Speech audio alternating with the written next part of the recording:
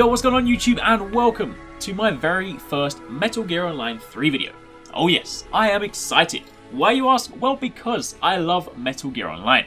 I invested a ridiculous number of hours in Metal Gear Online 2 back on PS3. That was back before I even had an Xbox, and my only consoles were PS3 and Wii, and Metal Gear Online was pretty much the only thing I played. For those of you that actually played it, I even had the Foxhound rank, which I was super proud of until I took a break for about a month and then came back with the weird rank that says you haven't been playing for a while, which is like a slug or a sheep. Anyway, that doesn't matter. The point is, I'm super excited for Metal Gear Online 3, and if you've been on this channel for a while now, then you know I have a few regular games I cover, namely Destiny, Monster Hunter and The Division. But I plan to add MGO3 to that list when Phantom Pain drops in September. Anyway, that is enough rambling from me. What is the point in this video? Well, I thought the best way to kick off my coverage of MGO3 was to basically put together an Everything We Know video and summarise what information we currently have. So let's get started. Alright, so let's start at the beginning. If the 3 wasn't already a big enough giveaway, Metal Gear Online 3 is, you guessed it, the third installment in the Metal Gear Online series, and it comes bundled with Metal Gear Solid 5 The Phantom Pain, which releases on September the 1st, and the Metal Gear Online service will also begin when the game is released. Thanks to the new Fox engine, it's likely that Metal Gear Online matches will also take place in large-scale open maps. Kojima himself has described the multiplayer experience as quote-unquote vast. Obviously it won't be completely open world, that'd just be insane. You'd never actually find anyone, but we can expect to see considerably larger maps than we've previously seen in MGO. It's also worth noting that, while there may be some visual similarities, it has been confirmed that MGO will not use the same open world map as the Phantom Pain. There'll also be dynamic weather during MGO matches, just like that which you'd experience in the Phantom Pain. However, given that the matches won't typically last that long, you'll also be able to specify the time of day at the start of the match. I'd imagine through some sort of voting system. A lot of the weapons and gadgets you've come to expect in a Metal Gear Online title will be present in Metal Gear Online 3, but there will also be a variety of new weapons and gadgets or equipment. For example, in the trailer we got to see a husky pup that's programmed to bark or yip, and it serves a similar function as the magazine in Metal Gear Online 2. If someone gets near, then they're drawn to it, and it basically acts as a trap to hold them in place for a bit so you can then sneak in for an attack.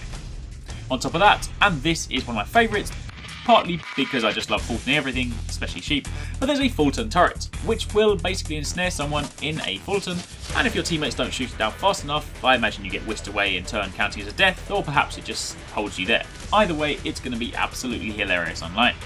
On top of that, players will also be able to deploy a device that will allow you to teleport short distances, which will be mighty handy if you get in a sticky situation. Like in the trailer for example, where Snake avoids being obliterated by the walking machine gun. We also get a quick look at a piece of equipment that looks somewhat like a sort of locator grenade, only it doesn't explode, but it's primarily used to locate the enemy.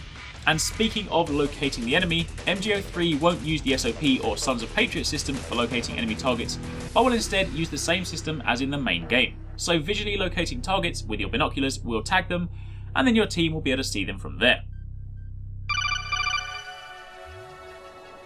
Now, customization, something forever close to my heart. I loved how much you were able to customise your character in Metal Gear Online 2, and by the looks of things from the trailer, there's going to be a lot of variety this time round. Quite how this will work still remains to be seen, whether it works on the rewards-based system, where you can grab extra items from the kind of Konami store and use them to really make your character your own, or whether they are unlocked in-game, I don't yet know. But if we take a slow look at the start of the trailer, you can see a mixture of heavy armour and weapons, as well as light, stealthy sneaking gear. It's said that you'll also be able to select which soldier you want to play as via the iDroid at the start of the match. So this could indicate that there are classes or pre-made loadouts for you to choose from, or there could simply be loadouts that you design yourself and you then switch on the fly.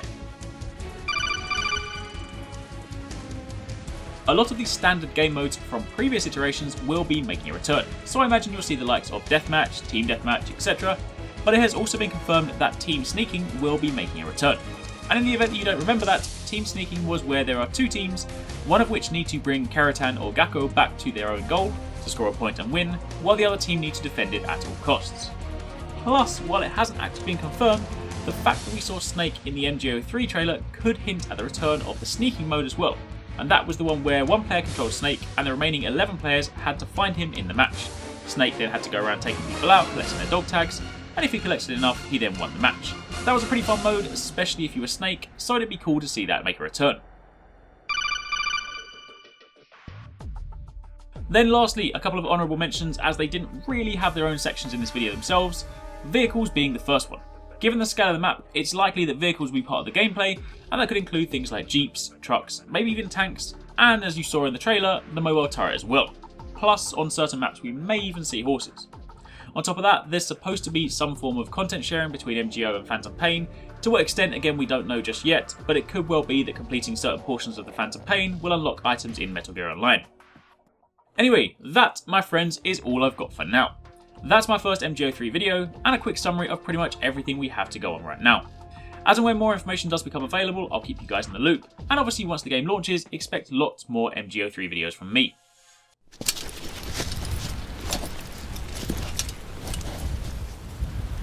Let me know in the comments down below if you guys enjoyed the video and if you're looking forward to seeing more Metal Gear Online 3 videos on this channel, and it would also be amazing if you could hit that like button.